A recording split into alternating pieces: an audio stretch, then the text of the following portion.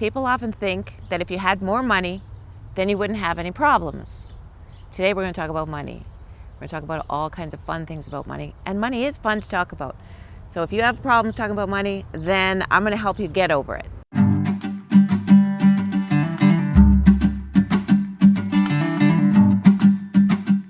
Welcome back to The Goal Getter Life. I'm Cindy Knorr, and today we're going to talk about money.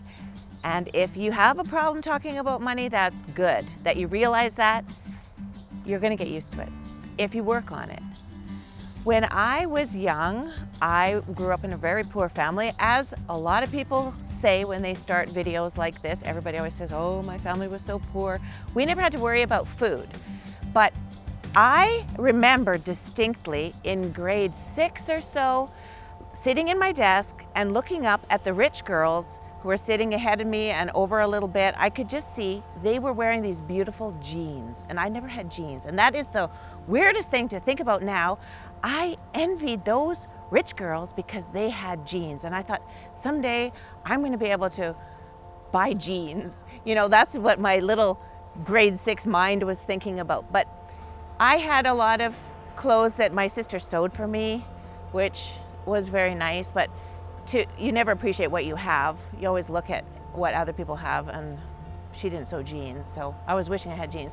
Normally when I work with coaching clients, we don't want to spend too much time talking about your past, but when it comes to money, you do need to think about what your beliefs are about money, and you need to think about how you grew up, because those little thoughts about money, they're not just innocuous. They are actually controlling your life.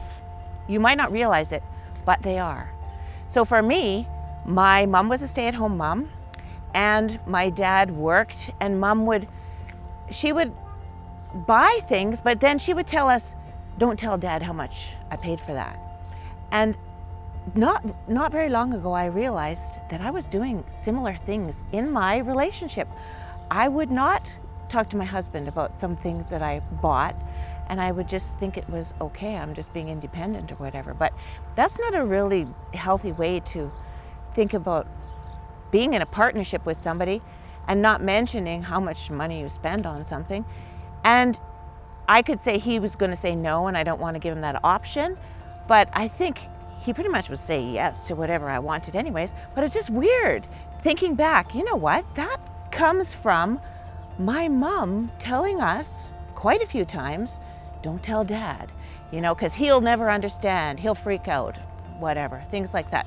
So what you can do if you have a problem with money in your relationship right now, a lot of people think if I make more money, then I will be able to be happy and I'll solve all my problems. But the funny thing is, and I'm sure if you think about it, you will realize that if you make more money, you spend more money. If you ever got a raise, you will realize that you probably spent a little bit more after that, and you were still living paycheck to paycheck. It's because of your old beliefs that you have in your mind from your childhood that you need to think about and figure out, because it's not going to change for you. There's a saying, your self-worth determines your net worth. So anything that we can do to improve ourselves and just work on bettering ourselves is going to improve our net worth.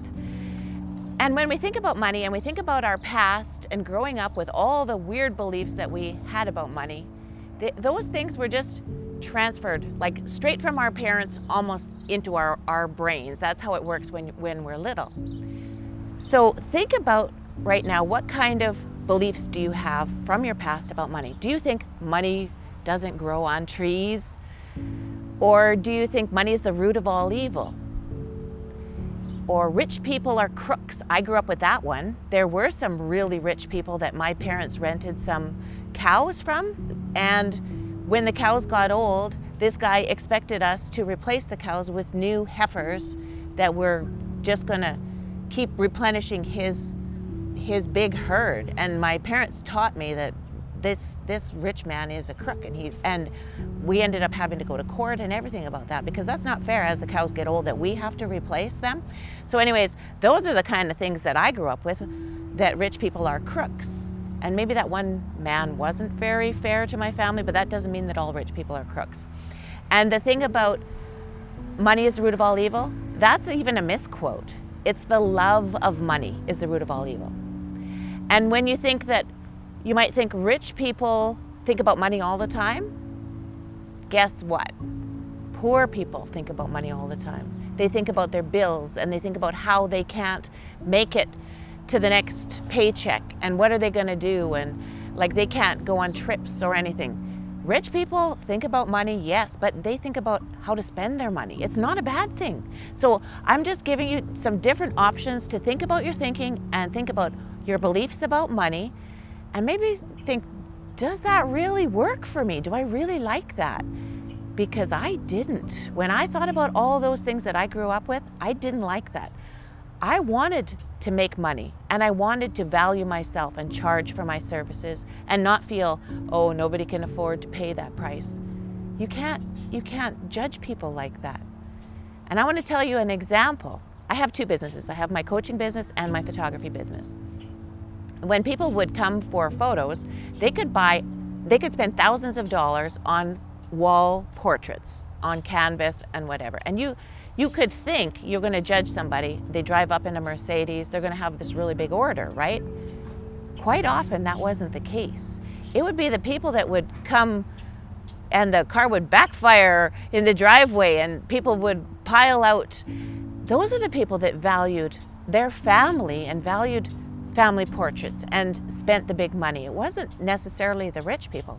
So this brings up the whole topic of what you value. Whatever it is that you value, you will find the money for it. And that's a wonderful thing. You can make as much money as you want. You can charge as much as you think you're worth. And if you're in a business for yourself, it's often the people like entrepreneurs, they think, I don't want to charge much. I love doing what I'm doing, things like that. And you think nobody's going to pay for that and whatever. And someone says, you should be raising your prices. And so just raise them a little bit. It's going to feel uncomfortable to you. You'll get used to it. It's just the next level. And then little by little, raise them again. So if you haven't raised your prices for a long time, that's something that you can think about. And also don't judge people on what you think that they can afford to pay or not. The magic about what to charge for your services has to do with value. What the person believes is valuable to them, they will pay. And if you want to make more money, you got to give more value to people. So find a way to just go above and beyond what the people expect. They'll love you, and you'll have great testimonials and referrals from other people. So that's just one thing for entrepreneurs, a little thing about money. I love talking about money so much now. It's so comfortable for me. And that's what I want you to get to the point. Money is just money. In fact, there was this one meeting that I had with a lady, and it's a trading kind of a company where you trade services. You can get a massage by trading photography or coaching or whatever. And as I thought about that, I thought, what's the point? You know, my son was going to Berkeley College of Music in Boston, and the Canadian dollar wasn't doing very well. Those whole 4 years that he was there, we paid a lot of money for him to go to an Ivy League school. And I was thinking, you know what, that massage or that coaching session traded, it doesn't help me pay my son's tuition. You know what, I got a great idea. How about money? How about you pay me money for my services, and then I can do whatever I like with it? So I was kind of like, what are you talking about, trading? That's what money is all about anyways. But people have this weird thing about money. Money has no power at all. It's just something that you trade so that you can spend it on something that you value. So when you think about it, just go back in your past, think about all the weird beliefs that you have, and write them down if you want so that you can really notice them. And then think, do I really want to believe that? Is that helpful to me in where I want to go in my life? Is money that weird or that harmful to have? Just think about all your fears. What are your fears about money? And think about ways to get over them. So my message to you is rethink your thoughts about money, your beliefs. Money is just money. It's just comes in. In fact, if you want to hold on to money, it doesn't help anybody else. So money is to spend and to earn and to keep flowing. You don't want money to be stuck in a sock under your mattress.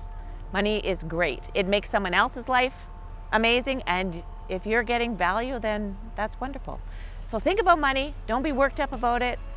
Rethink all of your past, your spending habits and your beliefs about money growing up, and decide if they're serving you anymore or if you want to do something about it.